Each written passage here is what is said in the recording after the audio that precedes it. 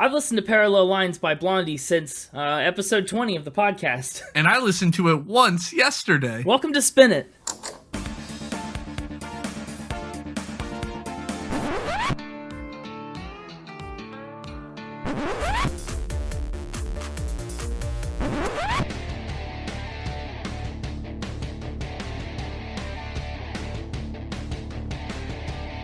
Hello everybody and welcome back to Spin It, the record ranking podcast for people who would rather be listening to music. I'm James, and that's Connor. That's me.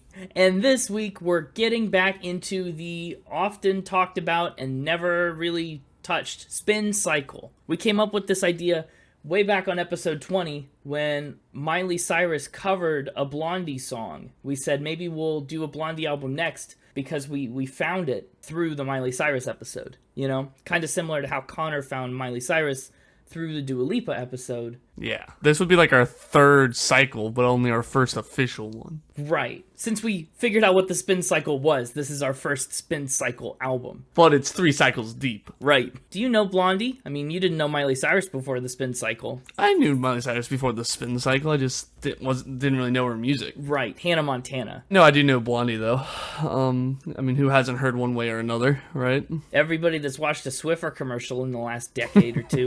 You're right, one way or another gets around a lot. What I didn't realize is how popular some of these other songs are. And I think I had heard Hanging on the Telephone, too, from this album. But, of course, other than Heart of Glass, I really didn't know much from this album before diving into it. Fair enough. Yeah. Well, let's talk a little bit about Blondie, and then we'll talk a little bit about Parallel Lines, and then we'll talk a little bit more about Parallel Lines and Blondie. It's kind of the point of the podcast, you know, that's the format. Really, we're just going to continuously talk about Blondie and Parallel Lines until the episode's over. Yeah. With a brief intermission for tomfoolery here and there. Yeah, that's basically the gist of it. Blondie is a mid-70s new wave pop disco funk band from New York. By 1978, which is where we are at Parallel Lines time, the band was made up of Debbie Harry, the lead vocalist, and the namesake Blondie, Chris Stein, who played the bass and the guitar, Jimmy Destry played the keyboards and sang backup vocals, Frank Infante played the guitar and sang, Nigel Harrison played the bass, and Clem Burke played drums and percussion for the band. A little bigger than our usual band. This is a 6-piece.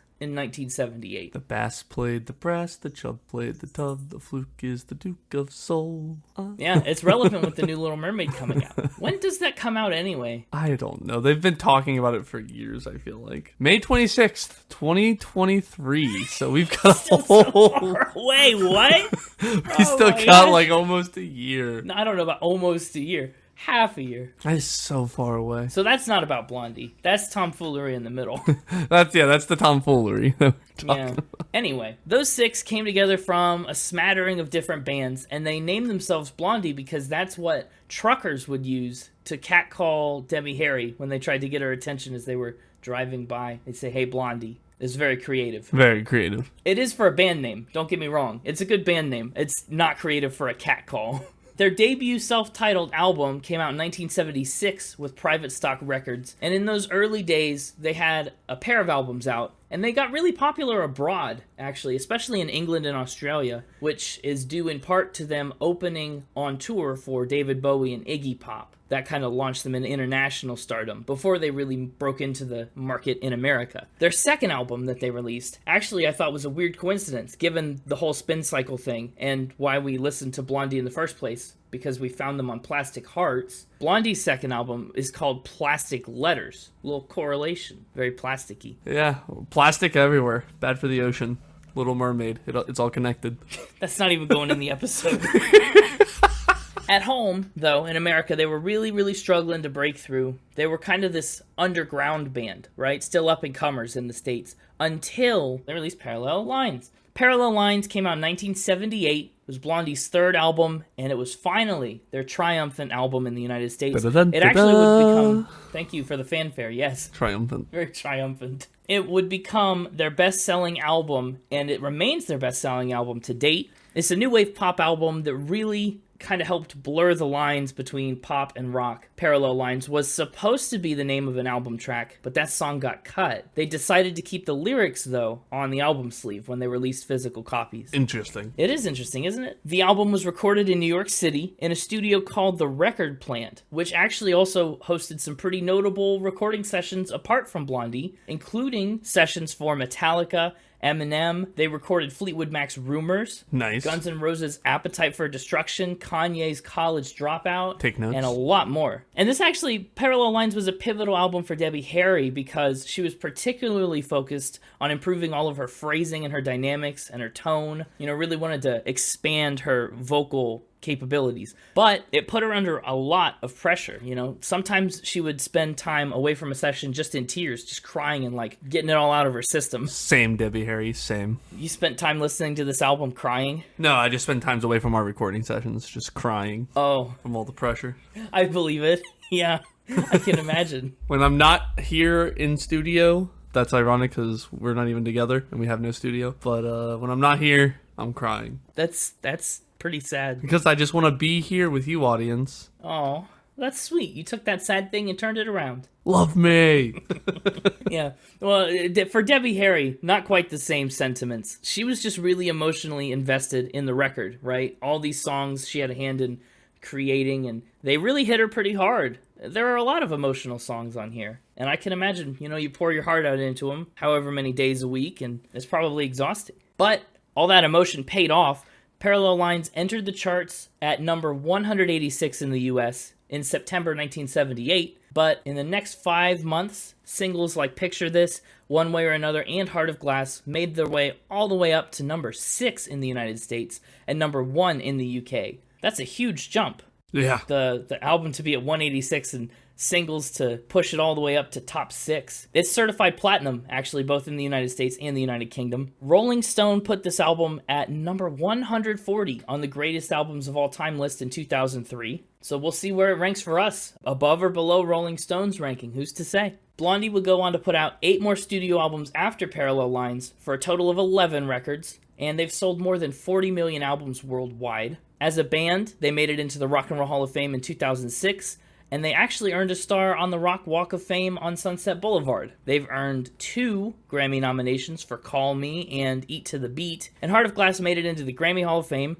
They picked up a Juno Award and another nomination for Heart of Glass and The Tide is High, and they earned, here's another first for us, the NME Godlike Genius Award in 2014. I get that award every day. You frequently receive the Godlike Genius Award. A new one gets delivered in the mail every day. Is it from you? Maybe. It's from the mixtaper. Oh, yeah. We send them to each other. You trade Godlike Genius Awards just so you can feel a little better about yourselves. It's a very expensive hobby. That's sweet. Wow. I have a whole wall full of trophies. For the trophy cases. Other trivia tidbits, Blondie's had a pretty significant touring career. They've headlined 9 tours so far, and then they've co-headlined tours alongside bands including The Cars, Pat Benatar, Garbage, Devo, and others. They're really getting out there. Yeah? Yeah, 9 headlining tours and all those co-tours. That's getting out there. The way you said that, you're like, they're really getting out there like they were up and coming. Oh, no. No, they're not. That's the way it sounded. Like, man, they're really starting to get out there, you know, have some success. It's like fairly certain that's already come and gone. Blondie's already up and come. Yeah, that's done. Their heyday is probably behind them. I just mean, you know, that's a lot of tours. Let's get everybody's favorite Connor proclaimed godlike genius, the mixtaper, in here and see what he's got in store for us this time on Factor Spin. Hey, it's me, a dastardly god. And genius. Well, I don't know about all that. Genius, you know, it's all debatable. Depends on the week. Depends on the week. Mostly, yeah, it does. How do you feel about Blondie? You feeling confident this week? I'm just trying to gauge where you're at. I'm always confident. Whether the confidence is founded or not is always yet to be seen. Well, that's a great point. This episode of Fact or Spin, this round, whatever you want to call it, I'm affectionately calling Close Encounters of the Debbie Kind. Close Encounters of the Debbie Kind. Okay, sounds another alien-based round. I'd also like to point out we're hitting a milestone right now. Yeah? Yeah, the fact that you are about to give me represents the 250th round of Factor Spin. Whoa! Yeah, if you include all the B-side cuts and all the regular episodes, this will be fact number 250. Wow. supposed fact 250. Allegedly. If it's true, it will be fact number 141. If it's a lie, spin number 110. Oh, all right. Well, then let's hit you with it. Yes, let's. She had a close encounter with Snoopy. Snoopy like the Peanuts dog? Yeah. Okay, we've talked about Snoop Dogg on Factor Spin before, and I just wanted to make sure we were talking about Snoopy, Joe Cool, the World War I flying ace, bane of the Red Baron's existence. How does one have a close encounter with Snoopy? He is a little bit of a comic strip character. By getting stuck in a costume of Snoopy. No, wait. Not another one of these. Not another. So that sounds like, listen, that's closer than a close encounter. You are Snoopy. That's a pretty close encounter. Why is she dressed up as Snoopy? For a punk wedding. Wow. So some punks are having a wedding and they say, Blondie, we want you to perform, or just attend our wedding? Attend. Blondie, we want you to attend our wedding. Can you wear the Snoopy costume? Well, I assume Debbie Harry picked out the costume herself. Well, okay, was she the only one in costume, or was this like a costume wedding? This was a costume punk wedding. Thank goodness. What was the costume like? Was it, I don't know. Snoopy, to me, is like cartoonish, very like large and proportionally weird. And so in my mind, I think the best way to dress up like Snoopy would be something maybe inflatable. You know, like those big inflatable T-Rex costumes. What was this Snoopy costume like? It looks like at Disneyland or other theme parks where they got the characters in the caricature costumes, like your Barneys and your Mickey Mouse costume, like mascot costumes. Felt and mascot style, yeah. Yep. Oh my gosh. Did she have this on hand, or did she like rent it, get it specially made? What's the deal? Well, I doubt she had it on hand.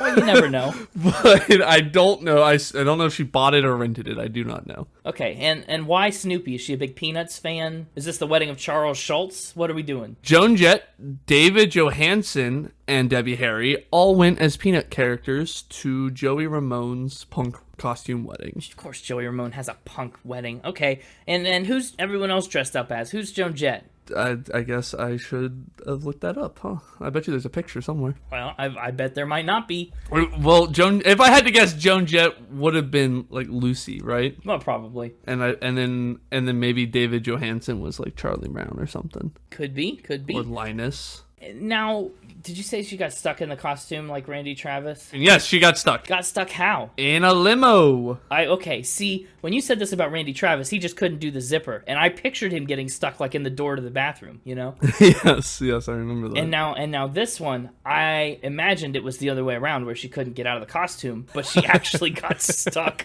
getting out of the limo. So what happened? Did they push or pull her out? Did she just have to like de-Snoopy and try again? Yeah, she had to de-Snoopy. Whoa. So I guess more accurately, the Snoopy head got stuck in the door frame of the car, of the limo, and so she had to like take the head off, get out the other side, and they had to push and pull the head out. Why would you go to a wedding and you couldn't see anything? It'd just be hot. You're getting stuck indoors. Because it's legendary. It is legendary. And why would this be a close encounter and not just a normal fact? Is there a difference? Oh, well, we'll get to why all of our facts are going to be close encounter themed. Okay, well, if that's all you got, I think I'm going to say this one. Weirdly enough, I'm kind of leaning fact. Kind of leaning it, but are you going to go full in? Yeah, I'll go full fact. This is, I don't know. I can't imagine why this is true, and so it has to be true. Fair enough. Well, on our 250th supposedly true fact, you got this one wrong. This is a spin. What a spin. Thank you. That's a bold lie for you to tell. I didn't think you would lie about it because I thought it would be so obvious that I would see through it. Yeah, that's why I did it. So what inspired this one was I found on r/peanuts a photo of Joan Jett, Debbie Harry, David Johansen, and Joey Ramone all pictured together at a punk wedding with David Johansen holding a Peanuts treasury book. And so from there I was like, well, let's just make it Joey Ramone's wedding and say they all dressed up as Peanuts characters. Wow, good job. That was really something. Yeah. That's because it was believable. It was believable enough. Well, what's the next thing Debbie Harry's having close encounters with today? Debbie Harry had a close encounter with Grand Theft Auto. Grand Theft Auto, are you talking about the crime or the video game franchise? Which one do you think I'm talking about? I don't know, the crime. Did someone almost steal one of her cars? Well, you're wrong. It's the video game. Oh, well, okay. I wasn't sure. Was she almost in a Grand Theft Auto game or something? She was in a Grand Theft Auto game. Well, that doesn't sound like a close... No, close encounter implies that it wasn't there. Like, you came close. You were nearby it. Just both of these so far, she's really, like, literally been in the thick of it. So, okay, so she's in a Grand Theft Auto game. Is a Blondie song in there, or does she voice act? She voice acts. What's she say? What's she do? And which Grand Theft Auto game? That's a 3-part question. First off, I guess I need to back up. 3 of her songs are in-game. Rush Rush, which is just one of, like, Debbie Harry's singles. Blondie's Atomic, and Blondie's Heart of Glass. Hey, yeah. Rush Rush was in Grand Theft Auto 3, and then Atomic and Heart of Glass were in Grand Theft Auto Vice City. I see. And when was her voice acting coming into play? Also in Grand Theft Auto Vice City. Played the character Doris. Oh, a named character. Full name, Doris. Oh. No last name. Also known as Taxi Controller. Okay, interesting. Status, alive. Good to know. Good to know. So you're on the Grand Theft Auto wiki.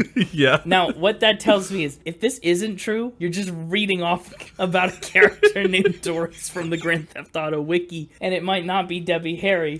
There's always that chance. Always that chance. Okay, why Debbie Harry? Did she go to Rockstar and say, put me in the game? Did they say, we want someone famous to play Doris? What do we do? I don't know.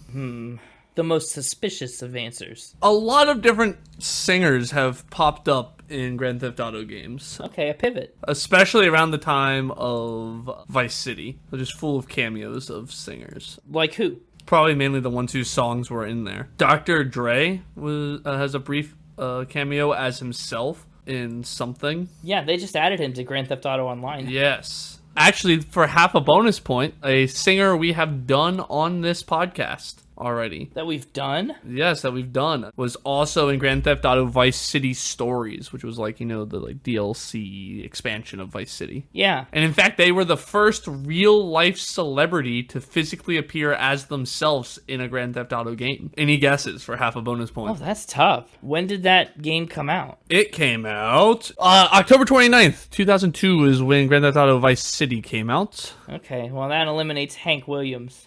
Eliminates Hank Williams. Vice City Stories came out in 2006. Okay, and someone who was famous enough in 2006 to feature as themselves. Well, here's the thing that we know. I'm kind of torn because Kanye kind of seems to fit the bill, but Michael Jackson was in a lot of video games. I mean, we talked about how he was in dance and fighting games. We did a little Instagram story about his Factor Spin video games. I think I'm going to say Michael Jackson. He was still alive in 2006. Well, you would say wrong. But you were on the right path. It is someone we've talked about who has an expansive yet really unrecognized acting history, and that is Phil Collins. Oh, Phil Collins. Yeah. The gorilla in that commercial. Phil Collins is in the game, performing In the Air Tonight, which was also featured in the pilot of Miami Vice. Okay, that makes a lot of sense then. I think I'm going to say this is a spin. Oh, yes, back to Debbie Harry, sorry. The Phil Collins thing is a fact. That's where we're off track. I think I'm going to say this is a spin too. Back to Doris, also known as Taxi Controller. Yeah, Taxi Controller Doris is not Debbie Harry. I'm saying spin. Well, I'm starting to look more and more like a genius this episode because this is a fact. No way. Wow. Debbie Harry was in a close encounter by being in Grand Theft Auto. The closest of encounters you can have by being in the game. Yes. Debbie Harry has her own GTA wiki page, too. Her full name, Deborah Ann Harry. Her status, also alive. Well, yes. Unbelievable. Okay, so that's 2 things that have been closer than close encounters. Yes. What's this third close encounter? Our third close encounter was a close encounter with a famous painter. So what you're saying is Debbie Harry is a famous painter. No. If the trend holds. Which famous painter did she encounter closely? Andy Warhol. Yep, Warhol. He's everywhere. Okay, well, what'd she do with Andy Warhol? How'd she encounter him? Was it in the world of painting? Or was he like at a Burger King and they both got Whoppers? She was the muse for his first digitally created work on the Amiga 1000. Well, there's a lot there in that sentence. Yes. So when does Andy Warhol start creating digital work? He's like renowned for his actual like physical artwork for a long time. I would assume before he goes digital. Mid 1980s is when he goes digital. And what's that thing that you said? The Amiga 1000. Yeah, what's that? It is basically a art program for a computer. It's a computer that he makes art on in kind of a postmodernist way, I guess. I'm not pretending to know much about art. Right. Well, it's not like it had a touch screen or anything. How did he do this? With a mouse and keyboard? Oh my gosh. He like would make the art live on stage. Like he did like this whole press conference release for the Amiga 1000, and he would use its tool and like live on stage he'd make art. Well, surely he didn't do that for Debbie Harry the first time he booted it up. No, that's exactly what he did. He came out on stage and painted on a computer Debbie Harry. Was she like there modeling, or did he just do it like remember her? I can't tell if she was actually there. Okay. But I can tell you more about how it actually works. So he basically would take an image of Debbie Harry, right, and upload it onto the computer. And then he used a program, maybe you've heard of, called Pro Paint. I don't know if I've heard of it, but... It was an early painting software. I mean, think Microsoft Paint now, but like for 1980. More professional. Yeah. And he would then use that to manipulate the image's colors and like the contrast and things like that. He'd Warhol it. Yeah, he'd Warhol it, yeah. Interesting. He's done it for several famous people since then, I believe. But Debbie Harry was the first. Why her? Supposedly. Because they were friends. How'd they get to know each other? That sounds like a closer encounter than just being painted by him. Go on. I don't know, they were friends. Fair enough. Did he do any more work of her after this? There's several different versions of pictures of her done in that style, and I believe they were all done by him. Here's a funny one. We can play everybody's second favorite Spin It game show. Guess that dollar amount. Oh. One of Andy Warhol's Debbie Harry paintings just recently sold, I believe. Oh dear. It sold in 2011, which was 11 years ago, which is crazy. That's the name of the game. You got to guess that dollar That's amount. what I was leaning into it. Oh, I was okay. going to make my guess. For $76,000. I don't know. It's a Warhol. No. 5.9 million US dollars. 5.9 million. Supposedly. That's money laundering.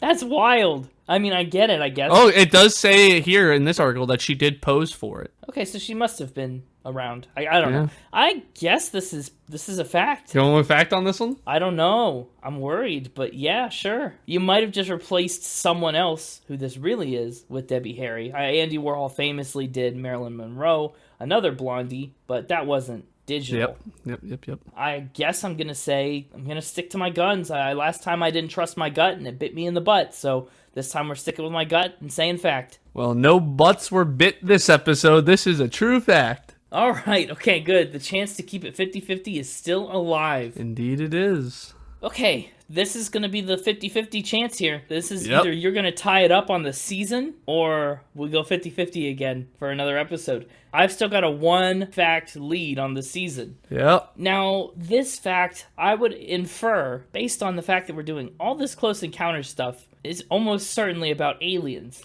or Close Encounters of the Third Kind. It has to be, right?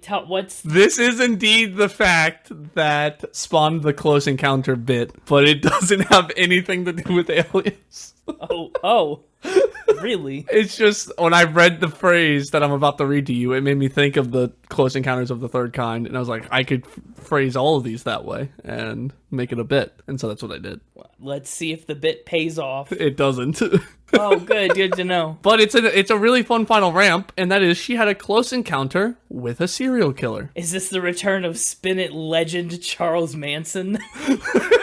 It is not. Which serial killer has she closely encountered? Serial killer Ted Bundy. What happened? And that's a loaded question. That just springs me into all the information. Well, I just want you to tell the story. Well, way back in 1972, back when hitchhiking was all the rage, Debbie Harry got into a stranger's car in New York's East Village when she couldn't find a taxi. That doesn't sound smart. Apparently, it's not. The driver was a good-looking, well-dressed young man with dark curly hair, and when she got in the car, it was summertime, and the windows were rolled up except for they were partially open at the top. Okay, yeah. And so she was like, it's hot in here, I'm gonna roll down the window. But when she went to do that, she realized the little window crank was not there, which also led her to realize there was also no door handle. The little click lock thing, the little piece you push in and out to lock the door. The car was totally stripped of all that stuff. So what did she do? You're in the car with a stranger and you can't open the door. What is your next course of action? She squeezed her arm out the window and opened the door from the outside. Whoa. And according to this, as soon as he saw that, he tried to turn the corner really fast to stop her, which led to her falling out of the car into the middle of the street. Wow. How that would work. They say the window was open just a tiny little bit. I guess enough to get an arm through. Yeah, enough to get an arm through, I guess. But you'd have to get your arm through to the elbow to be able to reach the door handle. Mm-hmm. And then, once you open the door, you got to get your arm back through. That probably hurt like heck, but also probably hurt less than being dead. I mean, hurt less than dying, yeah. Thank goodness Debbie Harry's status is alive. And so, did she know? I mean, obviously, he was still not, like, in custody, known serial killer. So she didn't know it was him at the time. Right. How'd she find out? When she read about Ted Bundy's execution years later and saw a picture of him, she thought back to the incident. The whole description of how he operated, what he looked like, the kind of car he drove, and the time frame he was doing that fit exactly with her story. And she said, "My God, it was him." Wow, that's almost unbelievable. That's a pretty close encounter. Once again, you've really hit the close encounters thing on the head. Yeah. But is it true? That's the age-old question. It's the age-old question, and my age-old answer is, for the 50-50, calling my shot, I think this is a fact. She close encountered with a serial killer for the 50-50. I think she fell out of Ted Bundy's car. I guess I'm going with it for the 50-50. Well, on this episode, for the 50-50... we are back to 50-50 for the season. This is a spin. This is a spin? Yes, but barely. I was going to say, listen here. You listen here and listen good. I was going to do you the honor of pretending that I didn't know that was true, because I knew that she was almost kidnapped by Ted Bundy. What did you change, you little dastard? I didn't change anything. Simply, according to every article I found, that rumor, that legend has been debunked. Really? It is not a true story. It's not? Yeah, because I also had heard that before and thought it was a true story, but I've read several articles here that say it has been since debunked because Bundy was not known to have been in New York City and was not known to have abducted any women until at least 1974, and Harry herself later admits that the car did not match Bundy's Volkswagen. Wow. And she's come out and said later, "I'm pretty sure that it wasn't Bundy's Volkswagen. It didn't have the same dashboard. It was square, but still scary." So the abduction story's right. It just wasn't actually Ted Bundy. It was some other creepy person. Wow. That sucks. You said it and I was like, oh. Yeah, and that's why I went with it, because I played the mind game here. That's a story that, like, anybody who knows anything about Debbie Harry knows about that story. And so when I found out it wasn't true, I was like, I think I can get him. And got you were. I didn't have to change a thing. You didn't. Wow, that sucks. We're back to even. Who's the godlike genius now? I really don't know. This week it was me. I'm glad I didn't get shut out. I was very close to a shutout there. Yikes. Yeah, I went a little hard on the Andy Warhol one. Probably gave out too many details too readily. No, that was fine, though, because you could have just had could have been any Andy Warhol model. Yeah, that's true. I was very close to going spin on that when I was on the teeter-totter. Would have been great, because that would have put me in the lead. A shutout to put me back in the lead, that would have been awesome. Well, you'll have to try again next week. Why didn't you do that? Why didn't I do that? Because that's not what I want. I got the second most desirable outcome. That's not bad. It's actually the second most desirable outcome for each of us. So honestly, this was the best thing that could have happened for both of us. Yeah, I got a win in the episode and tied things back up, but how is it a win for you for anything? Well, because let's not question the math. Really, it feels like a double win for me and a double loss for you, but it could have been a triple loss. The more you say it, the more it feels that way. Well, I'll see you next week with more godlike genius levels of facts and spins. You better hope so. Yeah! All right, let's get Connor, the man, the myth, the legend, back out here. Hello. Hello. You got pranked. I had a close encounter with the mixtaper.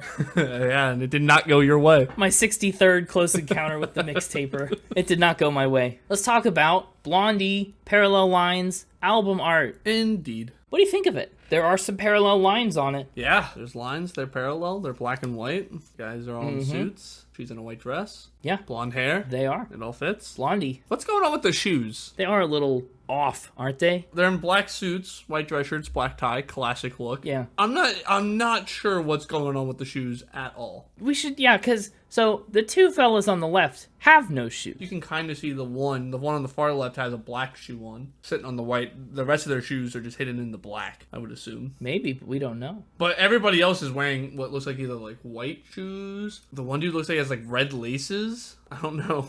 Yep. Very confusing what's going on with the shoes. The footwear was not where it is now. How often do you really look at a man's shoes? All the time. All the time? Tell that to Morgan Freeman. When I first meet someone, that's the first thing I look at.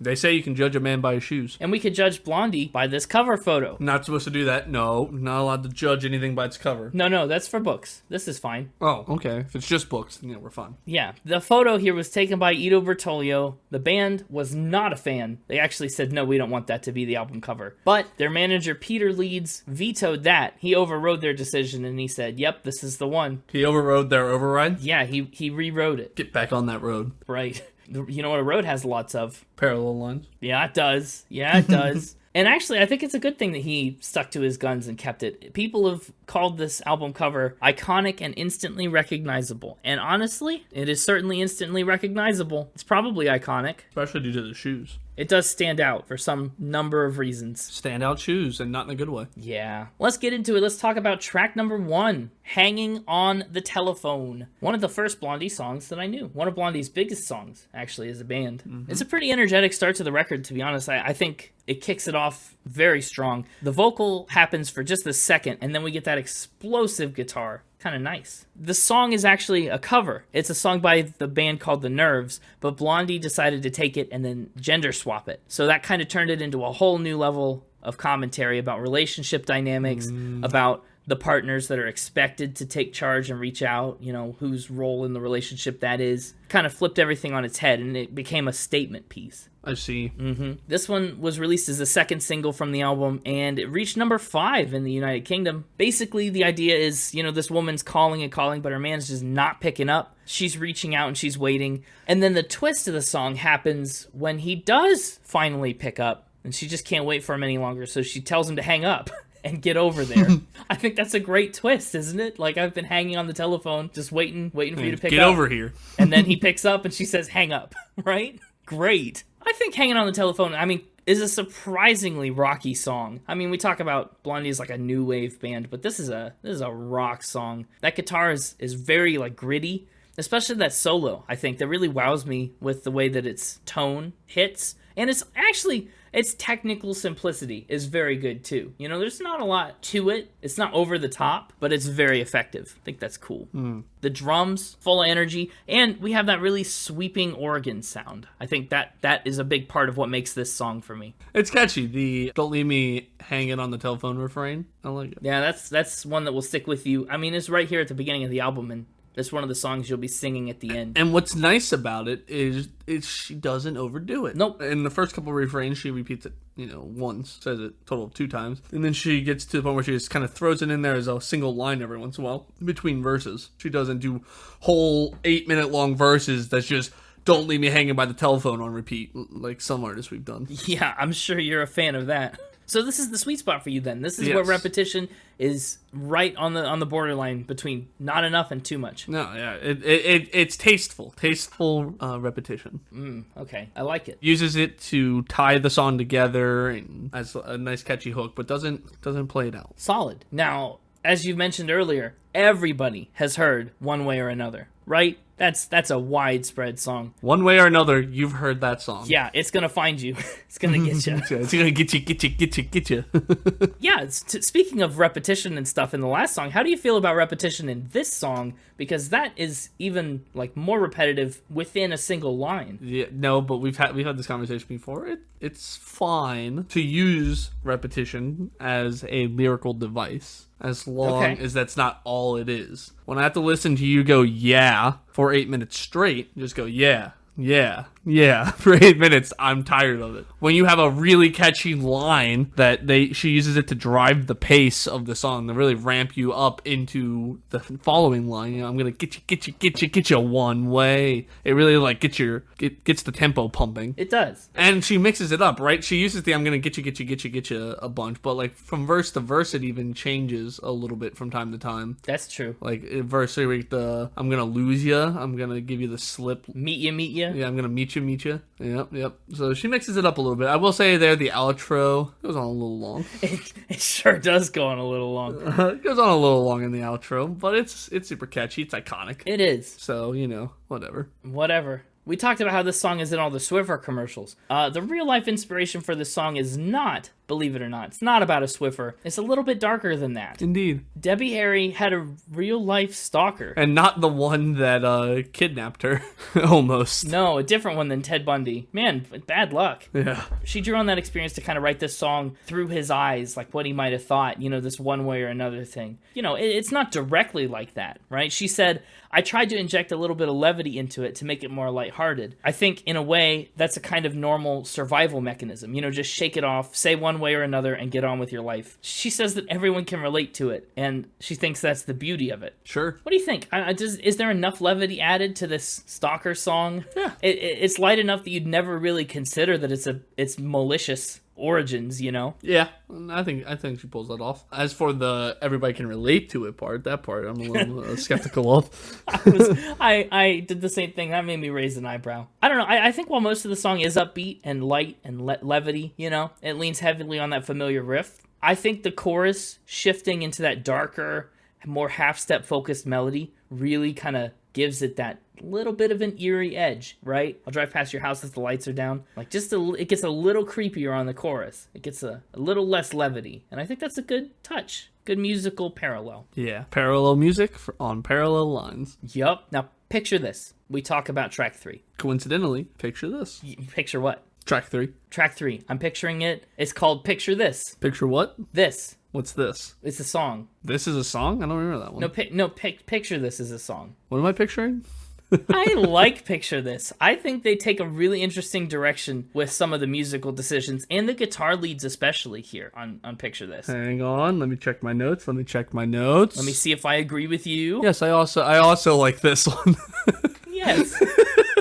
Yes, actually, yes. Okay, yeah. I definitely like this one. Mm-hmm. Definitely, huh? This is, she's singing to a lover, talking about all these things that she wants and inviting him to picture the life that they could build together, which is where we get that hook. Picture this and picture this. All I want is this. All I want is that. It gets a little intimate sometimes. Yeah, I like in the chorus all the imagery going on. Picture this, a day in December, freezing cold weather, sky full of thunder. My telephone number. Yeah, she's hanging on it. One way or another. One way or another, she's hanging on the telephone. Picture that. While picturing her lover in the shower. Well, yeah. Although she's giving that one up, which she calls her finest hour was watching this person shower. It's a good hour. Feels, must have been a legendary hour. Maybe one way or another is relatable to her. Yeah. I like that this song drops off a lot of that edge that she brought to the first 2 tracks, right? Between the rock songs and the creepy stalker vibes. This song is a lot cleaner. It's a lot lighter. We pick it up in the bridge a little bit, but I think that just gives the song some texture. And I like that this song really just has a different flavor than the first 2. What kind of texture? Smooth, bumpy. A rougher texture in the bridge. Bumpier. The biggest issue I run into here, there are some cool chords, especially around the instrumental in this song, but most of the song bounces between 2 chords. Yes. Just back and forth and back and forth. That was actually one of my notes, too, was that the music felt a little lacking compared to the other 2. That's true, yes. I think it's all right for a bit, but it gets a little old on the verses. And especially, I don't know if you noticed, but also we had constant repetition of musical motifs in Hanging on the Telephone and One Way or Another. Both of those kind of just hammer the same musical themes to death. And so to have those chords doing the same thing is just noticeable. Yeah, because those 2 chords aren't as complex as everything else. Right. And then we move into track 4, Fade Away and Radiate. This was the first song on the album that I didn't have some kind of knowledge of before I listened to it for the first time on this album. Okay. Fade Away and Radiate. Yeah, and what a strange kind of departure it is right at the start. It's so floaty and droney and kind of unstructured until we hit that first Fade Away. You know, it's really just kind of ambient and bizarre. What I noticed was that Fade Away and Radiate is kind of like a 1978 version of the Phone Bad songs that we had with the band Camino and Bad Sons. Bad Sons had Electric Circus, Get Away from the Electric Circus. The band Camino literally just said, you're stuck to your phone like super glue, put your head up. Look up. Look up, yeah. And so this one kind of takes that same messaging in a 1978 context. Not that lame, just not as good as Electric Circus. No, right, it's in the middle. This is the between the two. She's criticizing and illustrating this life of someone who's just sucked into the TV. You know, the silver pictures suck this person in, and then they just fade away. Our parents' generation's fear of technology. You know, for us, it's all about video games and cell phones, but for them, it was TVs. Yeah. Wrapped like a candy in blue. What a sentence. What candy was blue? Lots of candies are blue. I guess wrapped in blue. Baby Ruths are silver, but they have blue on them. Yeah, I guess. Almond Joys. Oh, Almond Joys. Almond Joys are blue. I bet there's some limited time flavors of M&Ms that are blue. Skittles definitely has blue wrappers. Is blue not a base M&M color? It's an M&M color, but the Oh, the wrapper. Da. Yeah.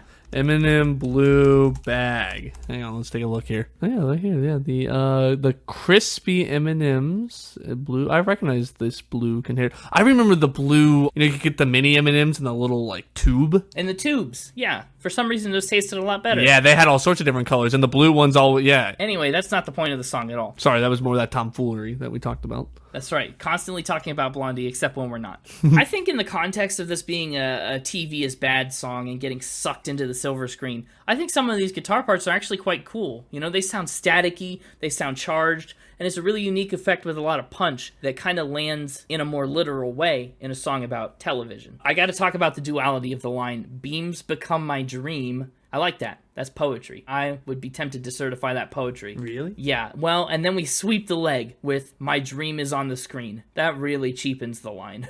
Really? That cheapens it for you? Yeah, I think so. I don't know. Beams become my dream. It doesn't really have a big an impact for me. Wow. Okay. One of the verses alludes to James Dean, right? It's a verse that says, dusty frames that still arrive die in 1955. And in this context, I think that's cool because it's maybe talking about how even people who have died and faded away still get to have these legacies that radiate outward and onward because their work, their body of work still lasts and it outlives them on the TV. Yeah. I think that's a good twist. And then fade away and radiate, fades away and radiates. And then we move into Pretty Baby. A radiated baby. That's bad. Don't do that. Don't radiate your babies. This is a Spin It PSA. Spin It PSA.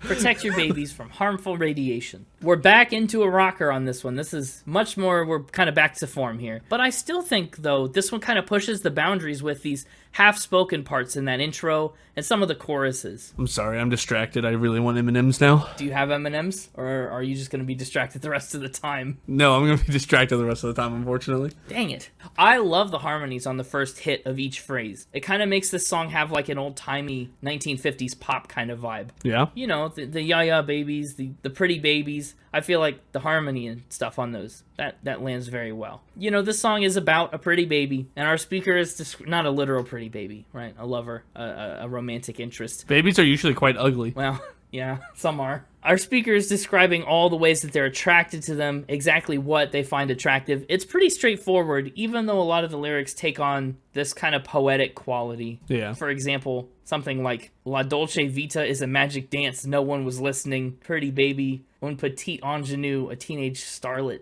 Like, what's that? That's a step up lyrically. It's not very complicated sentimentally. It's kind of out of place. But it is a little out of place. Yeah, it is. You're right. Because we follow that verse of like French and magic dances and very like sweet, well-worded stuff with you with the comb. You look okay in every way. Hey, that's also pretty romantic. It could be, I guess. It's just a little bit of a roller coaster. I wish somebody would walk up to me and say, you with the comb. Do you have a comb? No, that's probably part of the problem. Maybe if you carried a comb around, more people would start addressing you by it. The song's a mixed bag for me on lyrics. I don't know. Pretty Baby is okay. It's kind of here, Yeah, it's all right. It's aight. but it's pretty good. It's all right. Hey, I know, but I don't know how I feel about Pretty Baby. Just like Tim McGraw, man. Tim McGraw does, but he doesn't. Blondie knows, but doesn't know. We're really leaning heavy into the contractions and the opposites here. This song felt really familiar to me, but I couldn't put my finger on it. Like, I know, but I don't know. Unironically. Actually. Unironically. I swear. I think maybe it just calls to mind Domo Arigato, Mr. Roboto with the hook, but I really couldn't tell you. Now I've got that song stuck in my head. Thanks for that. You're welcome. Now you can think about it and think of M&Ms while we're talking about Blondie and not eating M&Ms. Very sad. Yeah. What I like about this song is we actually, for a second, get a prominent male vocal, which is a really cool change of pace for a second. Yeah. This is a 5-verse, no chorus song. Yeah. I feel like it kind of needs a little something. Yeah. Some kind of refrain. Because you know what? This song is right back into that same 2-chord pattern, like so much of this album has been. And I guess it's not that it's not working. I just think it's overstayed its welcome for me. And we'll see it even later. I'm usually a fan of the little choruses, big verse format, but this one needs something. This is, yeah, very little chorus. It needs a bigger chorus. And I would say no little or of a verse, but it needs more chorus. I know, but I don't know. It's okay. This is a lower tier song for me. Not the lowest, but lower. Hey, James, what time is it? 5:36 p.m. Oh, well, now come on. You asked. It's 11:59, and I want to stay alive. Oh, okay. That's good. Status, alive. 11:59 is the next track on the album, and it's another little bit of variation, which is great. It's another wicked fast song. Big props to Clem Burke, the drummer, on this one, because I think he must have just been perpetually exhausted while working on this record. They didn't give him much of a break. This was another one I really liked the instrumentals for. It was more than just 2 notes back and forth. You know, we had that bum, bum, bum, bum, bum, bum, bum going on. It was fun. Yeah, it was a lot better. And I like the melody on this one, too. It's very comfortable. You know, it doesn't grate against you like some of the other songs do. It's comfortably grating. No, it doesn't grate at all. It's great. Doesn't grate. Yeah, it's comfortably great. Well, I don't know if I want to call it great. It's good. Oh, comfortably gooding. Sure. It is. It's very smooth. It is. It's maybe the smoothest one, not counting Heart of Glass. Like, it and Heart of Glass are like your 2 smooth songs, where like her voice just like is like silk. I think you're right. Well, I would make a case for Will Anything Happen maybe too. Okay, yeah, yeah. But we'll get there in just a second. It is funny that it's so smooth because, yeah, the song is all about wanting to stay alive. Like, today could be the end of me, and we're almost there. We're almost at the end of the day. I just want to stay alive. What I really like about it is that, like, she uses some very syllable heavy words. She uses a lot of very syllable heavy words and like complex words that you could have done very like staccato-y or something, but she like just rolls over them like kind of like very smooth, like silk. You know, sidewalk social scientists don't get no satisfaction from your cigarette, like, which is a Rolling Stones reference if ever I heard one. Yeah, but like the way she just glides over that line, right?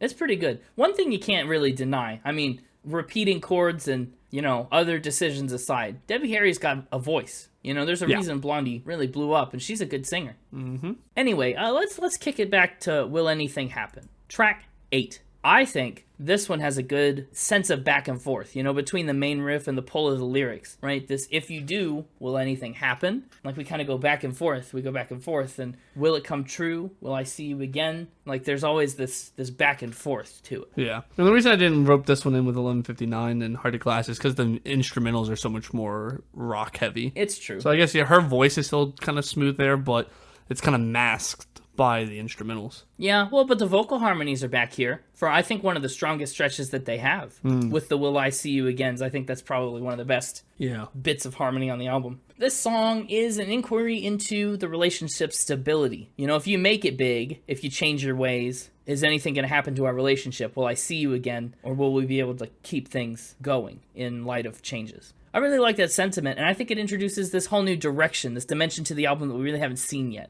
And then, of course, there's a final stinger, a little pivot. If I do see you again, will anything happen? Like, maybe nothing happens in the intermediate period, but when I see you again, what changes? I like it. For me, I don't know, I know you had good things to say for it. This one just kind of existed for me. Well, I mean, yeah, it's there. It wasn't as good as some of the other ones we talked about, and I don't think it's as good as Sunday Girl. You don't? Okay, No. Interesting. I think that's a tough race. If we were doing a bracket challenge with those 2 songs, I don't know who would win for me. Well, according to Spotify, Sunday Girl would win 1.6 million versus 17 million. So, Well, yeah, that's not very close then. no. Sunday Girl started off with more of a Latin-inspired groove, but the band says over time it morphed into this song, as it would now be known. It topped the UK charts in 1979 for 3 weeks, which is pretty wild. Actually, fun fact about this one is Chris Stein wrote all the lyrics, but he was too nervous to actually take the reins. So he asked Debbie Harry to take credit for it. She didn't, obviously, or if she did, it wasn't a forever thing because we know how it all went down now. I think this song is nothing to be ashamed of. You know, I think this is a pretty solid one. Yeah. It's about this girl that feels like she has to live the perfect life, check all these boxes, and it leaves her feeling stifled, really, really kind of stuck. This is a song I recognized, actually. I didn't realize I knew it, and I don't know what I knew it from, but I recognized it when I started listening to it. That melody, the falling melody at the beginning of each verse. Yeah. I recognized that. Interesting. And I just love how her voice slides everywhere on this one, from note to note. Yeah, I know. It sounds really good. That melody is pretty catchy. It's a weird blend of catchy, but not necessarily the most memorable. Mm-hmm. Yeah, I agree with that. I don't know how to put it, but yeah, that's kind of where it is. It's really sing-songy for me. Kind of reminiscent of 11:59 or Picture This. Mm-hmm. But the subject matter is a little, here. A little more personal. Plus, that chorus never seems to hit as hard as I want it to. It always just kind of is a little too plush. Really? I think so. It honestly, and I don't know why, it gave me Beach Boys vibes.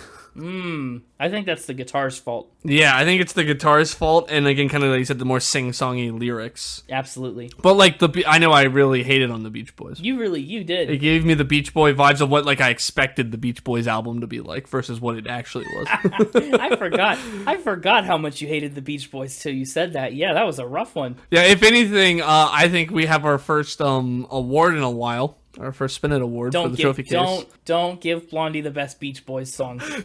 Yes, that's absolutely what they're getting. The best Beach Boys song award. Unbelievable. But wouldn't it be nice? Yeah, I mean you're right. Maybe they should just get the Beach Boys award rather than call out the best song. I say we just call it the best Beach Boy award. Blondie is the best Beach Boy. Whatever you say, I guess. Let's do it. Let's talk about the song that put Blondie on the spin cycle in the first place. Track 10, Heart of Glass. Is it familiar? Right. There's the lyrics. Once I had love and it was a gas. I think this might be the first time we've ever talked about the same song twice. But this is cool because now we can compare versions of it. Mm-hmm. This is a much smoother sing-songy, airy version, whereas Miley Cyrus's is more punk. I like them both. It's true. I honestly like them both too. Which one do you like more, though? That'll be the fun. Definitive Spin It answer. Who did it better? Oh, maybe I don't know if you'll like that answer or not. I don't know. What's your answer? We'll get there. I know this maybe isn't the biggest song on the record. I kind of would argue that one way or another eclipsed it, just in terms of popularity and well-knownness. Barely. And by barely, I mean double the plays on Spotify. But barely. To be fair, one way or another has 232 million. Heart of Glass has 114 million. And the next closest is Hanging on the Telephone with 21. So it's not close. Both of them are like in the stratosphere compared to the rest of the album. Right. I would argue technically that Heart of Glass may be the best song on the album. No, I agree. Absolutely. I think it doesn't have that same repetitivity that One Way has, but it's got the same amount of catchiness and it carries that same level of punch. I'd agree with you. Rolling Stone called Heart of Glass number 255 on their 500 greatest songs of all time list. Whoa. In the UK alone, it sold 1.3 million copies. And this was really the breakout single for Blondie, the one that drew them out of the underground status and turned them into a mainstream band. Its initial title was Once I Had a Love, but they often subtitled that as the disco song because the song used to have a much more disco style. That version does exist, by the way. You can find it on other deluxe editions of the album. Even on one of the album's Spotify editions, I think, has Once I Had a Love. Yeah. The lyrics, according to Debbie Harry, aren't really about anybody specifically. They're just more generally about lost love and all the feelings that go along with it. Yeah. I think the chorus is really what does the best job of keeping this song moving. The verses are great and once again, like, super sing-songy, but the choruses are what keep it grounded. Sure. And they're not choruses that get forgotten, like some of the earlier ones on this album, Fade Away and Radiate. You know what I mean? The chorus sticks. Well, and they are my favorite, version of a chorus, which is that they have different lyrics. Right. Yeah, that's a big thing for you. That's a selling point. That's a selling point. That's a feature. Yeah, I like the song, and honestly, I'm going to throw it out there now officially. I like the Blondie version better than Miley's live version. No, I agree. Yeah, that's what I was waiting for you to hear. Okay, well, good. Maybe it's just because I was familiar with this version before Miley's version, so maybe I'm biased. But the punk version, it works for most of the song, but not quite all of the song, if that makes sense. Yeah, it does. It definitely does. If you're curious what we're talking about, you listened to the Miley Cyrus episode and went, what song is that? Well, we talked about it on our B-side cut for episode 20 on our website. Did the extended version in the B-side. With bonus tracks. www.spinitpod.com. Yeah, so that's where the first analysis is. But this is us returning to it and saying this one's better. I guess so if you want a version that we think is worse, go check that one out.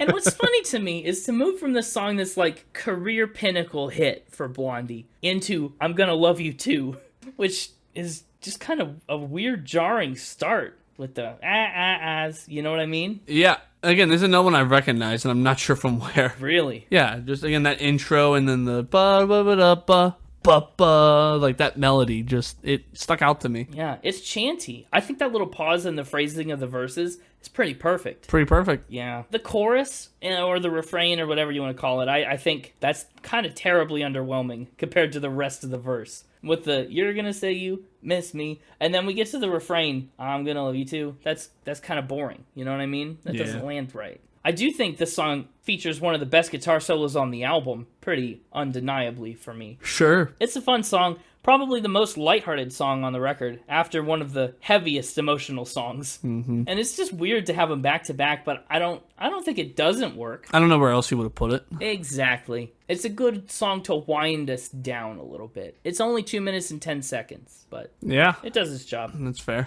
Hey, James. What? What do you usually say when somebody knocks on your door? Come in. Well, all right then. Well, I don't know about you. I live in America, and here in America, we tell anybody that knocks on our door, just go away. Just go away, the closing track. I think it's pretty funny to end a record with this. I gotta be honest. I think that's hilarious. It's pretty funny. Just go away. Get out of here. We're done. It's over. Go home. Go home. Why are you here? It has a great end credits feel to it. You know, something about the way that they engineer this just feels like a curtain call. For me, lyrically, the verses are just kind of whatever on this song. They really just don't do much. Now, you were talking about lines of certified poetry, and there was a line on this song that I absolutely loved. Is it about your foot being firmly entrenched where a molar should be? Yes, is that not an awesome line? It's pretty wild. It's what a way to say you got your foot in your mouth. I mean, just everything about that line. The image is great, you know, it playing off of the foot in the mouth thing that everybody knows, but just the way it's said. I mean, using the word firmly entrenched and not just saying where your teeth should be, but calling out the molar specific. I don't know. It was perfect. Great line. That is a great line. Although, counterpoint, we've got lines like, of course, cool rhymes with fool. And I don't know how to feel. That feels like the Music Man. Feels like trouble. Starts with a T and that rhymes with P. Rhymes like, with okay, P and that stands for no pool. Correlation. There's no correlation between cool with fool. That's not it. The correlation is that they're both letters and that he needed a way to associate pool with trouble. Right. And so Blondie's doing the same thing to associate fools with cool. And that's just not... I'm not getting swindled. You're not Harold Hilling me, Debbie. But what if you lose your Medicaid? Don't get mad. Don't get mad at Debbie. Right. I don't know. The chorus, those background vocal fills are pretty nice, and I like the ambient guitar throughout this that never really make themselves into a feature, but they're also super prominent. I think that guitar does a lot for the song. I like it. You know, I like Just Go Away. Yeah? Is that your official stance on it? It is liked. All right. I think that means it's time for Final Spin. Oh. Yeah, I thought we were going to actually end with the final ramp there. I thought you were going to just keep it big, but I guess not. Subverted your expectations. Yeah, it did. I keep them guessing. You don't know what I'm going to do next, but it'll be significant. That's the scary part. I like this album. Musically, for me, there's a lot going on here. The two-chord thing and the repeating melodic motifs get a bit much, but It's hard to deny that songs like Hanging on the Telephone, One Way or Another, Heart of Glass, you can't call those bad musical songs. They're so sing-alongable. So I think sing-songy is a great word for it. And it's a fun album to listen to. I don't really get bored with it. Even if most of it doesn't necessarily leave the biggest impression, this feels like an album I could go back to any time, at any part of it, jump in and be like with it, which is kind of a unique feature, and I like it well enough. I don't think it does anything too unexpected, so I don't know. I'm giving music an 82. 82. Lyrically, again, it's just an up and a down and all over the place of lyrics. Some of the firmly entrenched up with the cool rhymes with fool. You know what I mean? That's the perfect illustration for just how over the place this is. I was really stuck on lyrics, and I think at the end of the day, the way it shakes out is that they're a 77. I think the bad kind of drags down the good a little too far. Instruments and production, I, again, just still don't know how to feel. This album, I never know how to feel about it. The instruments are all good, I like a lot of these guitar parts that I've complimented a couple times. The organs and spots where they put them, they were pretty good. But some of the, like Fade Away and Radiate was just a little bit flimsy, Some of these other songs are almost too short, I think. Especially, like I'm Gonna Love You Too is just 2 minutes. It flies by, and it's kind of, I don't know, some of these songs were gritty and abrasive, like we talked about. Some of them are smooth and stuff. And I guess that's part of the parallel lines of it all. They never cross. There's like separate things going on. But musically, instruments and production, I'm giving a 79. Really? That's a little low for what I expected. I think I disagree with that number. Okay. I don't know. Again, I don't know quite how I feel about it, but that's just kind of what felt right. I tried out a couple different numbers for size. 79 felt right. Overall vibe, this album's good. I like this album, and I was glad that we had it on the spin cycle, because I think it's a worthwhile one to know. I'm giving it an 81 for vibe. I don't know if I can exactly explain why. Fair enough. But that puts its overall score at an 81 points even. Oh, wow. Even. Mm-hmm. That lands it at number 373. Interesting. I think I like this one a little more than you did then. You might have. Now, here's the real kicker. Here's the real thing I want you to take notes about. This one ends up below Plastic Hearts for me. Yeah. Which earned an 81.1 and landed at number 366. They're very close to each other. But I think that's a difference in energy for me, right? I think this one has a lot of the grit and the speed that Plastic Hearts had, but this one lacks a lot of the bite. Plastic Hearts it had some hardness to it, that this one is just kind of soft around the edges in a certain way. And I'm not sure that I like the softness as well on this one. All that did was remind me of how disappointingly low Plastic Hearts was. I took note of that. So noted. My playlist pick, I guess I'll throw the burden on you and take Heart of Glass. We didn't take Miley Cyrus's Heart of Glass, so in honor of it being the first song we've ever talked about twice, might as well. Might as well get it on the playlist. Yeah. Okay, well for me, yeah, I liked this album. It was weird because I liked all this. I actually had a difficult time with my top 3 because I liked a lot of the songs, but none of them stood out really. It was just an easygoing album for me, I guess. It just kind of went by. And so I had a couple that were easy to put on the playlist or on the top 3, but then I had a couple spots that weren't so much as easy. My top 3 in album order, one way or another, honorable mention going to 1159. Oh my gosh. Quite a jump. Oh, wow. Yeah. That we passed up some hits. We did. Next up, Sunday Girl. And finally, Heart of Glass. Oh no, I don't think I should have taken the one I took. Make your playlist pick, and I'll tell you if I have regrets. So the reason Sunday Girl and 1159 make it on there instead of things like Picture This or Hanging on the Telephone, just the instrumental melodies I think were more interesting in those two songs. Yeah. And so that made them stand out more. But for me, the playlist pick, yeah, I guess I'll just go, we'll keep it simple. We'll go with one way or another. Okay. Why not? Just take the two most notable ones from the album. By far. I don't know if I could choose between 1159 and Sunday Girl, so we'll just go with the other one. Yeah, well, that's fair enough. That's a good enough rationale. As for my score, this one gets 8 godlike geniuses out of 10 for me. Well, Blondie won the award in 2014, so yeah. I guess it's justified. 8 is about where I figured you'd put this. This one's gonna sit right above Golden Hour, I think. Okay. A Close Encounter with Golden Hour. Close Encounter with the Musgrave Kind, which is coincidentally where the aliens first came up. Yeah, she's the first one that believed in aliens. So right by Joan Jett, actually, in the same neighborhood, which is In the same neighborhood, yeah. kind of funny because they were at a party together They were at a wedding together, not dressed as Peanut characters. that we know of. As always, if you can find proof that it was true, I'll give you your point back. Fair enough. I'm still trying to get Joan Jett to name her cats the Runaways.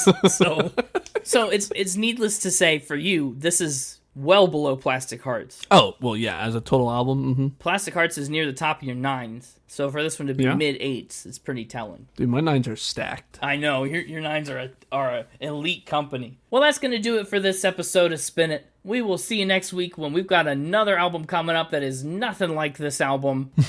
They almost never are. They almost never are, and that's the way we like it. I'm just excited to talk about the Blue Man Group. Well, they're coming. Yeah, they'll be mentioned. They will be mentioned. Stay tuned. If you're curious about what we're up to, if you want more Spin It content in your life, because who doesn't? I know we do, which is why we continue to do this every week. That's why we keep making it. Yeah, you can find us on Twitter at SpinItPod, on Instagram at SpinItPodOfficial, and at our website, like we already mentioned, www.spinitpod.com. And on Twitch, do the Twitch thing. We do, and I want to do another live episode soon. That will actually be a live episode and not like a bracket like our last time. We'll see. Halloween's coming up. October's coming up. We've got some plans. Keep an eye out. Keep an eye out. So before you just go away, we only have one more thing to say to you, and you know what it is. That almost rhymed if you'd left off the to ya. Oh, okay. Well, okay, fine, I'll make it rhyme. Before you just go away, we only have one thing to say. Keep spinning. Keep spinning. Alright, I don't got time for post-episode banter. I've got to go get some M&Ms. Okay, fair enough. Get out of here. Go get your M&Ms. Go listen to Domo Arigato, Mr. Roboto. Just scratch all the itches. One way or another, I'm going to get those M&Ms. Picture this. Me with M&Ms. Listening to Domo Arigato.